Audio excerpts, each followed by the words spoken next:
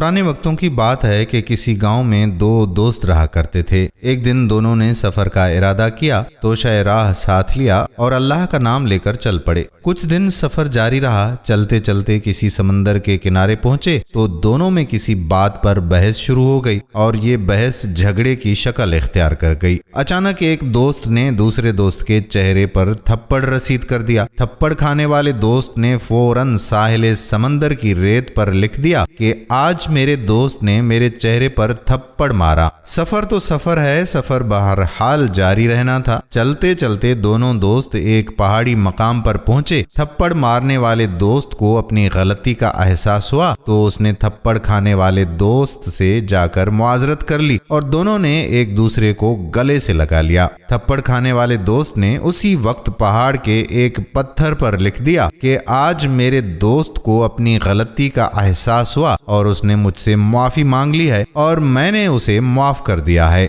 थप्पड़ मारने वाले दोस्त ने हैरानी से पूछा कि ये क्या माजरा है कि जब मैंने तुम्हें थप्पड़ मारा तो तुमने साहिल की रेत पर लिख दिया और जब मैंने माफी मांगी है तो तुमने पत्थर पर लिख दिया कि मैंने तुमसे माफी मांगी है। थप्पड़ खाने वाले ने कहा कि मैंने थप्पड़ खाने वाली बात रेत पर इसलिए लिख दी कि जब भी निदामत और परेशानी की लहरें आएंगी तो उस लिखे हुए को बहा कर ले जाएंगी, और जब तुमने माफी मांगी तो पत्थर पर इसलिए लिख दिया कि बदगुमानी की लाख आंधियां भी आ जाएं तो इसे मिटा ना सकेंगी। एक दूसरे की छोटी मोटी खताओं को दरगुजर कीजिए और मोहब्बत का जवाब मोहब्बत से दीजिए। दोस्तों की कदर कीजिए। कुरान करीम में इरशाद बारी ताला है, अल्लाह ताला की रहमत के बायस आप उन पर नरम दिल हैं, और अगर आप बदजुबान और सख्त दिल होते तो ये सब आपके पास से छुट जाते। सो आप उनसे दरगुजर करें और उनके लिए इस्तग़फ़ार करें और काम का मशवरा उनसे किया करें। फिर जब आपका पुख्ता इरादा हो जाए तो अल्लाह ताला पर भरोसा करें। बेशक अल्लाह ताला तवक्कल करने वालों से मोहब्बत करता है। अफ़्व दरगुजर की अहमियत को समझना और उस पर अमल करना तमाम मुसलमानों पर फर्ज है। इस्लाम रवादारी, अखलाकियात और दूसरे को माफ़ी का दर्स देता है, इसलिए माफ़ करने वाला बेहतरीन मुसलमान होता है। इसलिए हम एक नज़र अगर कुरान करीम पर दौड़ाएं, अल्लाह का लफ्ज़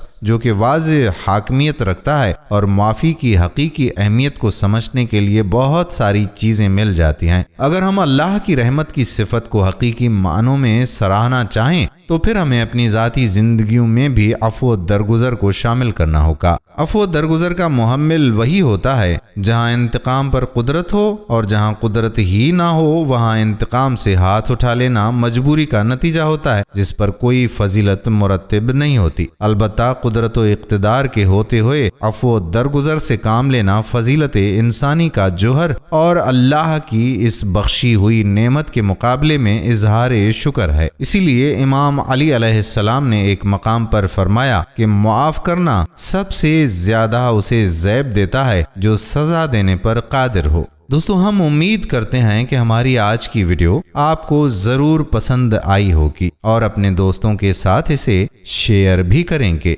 आने वाली वीडियो तक अपने मेज़बान कादिर बख्श कल्होड़ो को इजाज़त दीजिए। अल्लाह हाफ़िज़।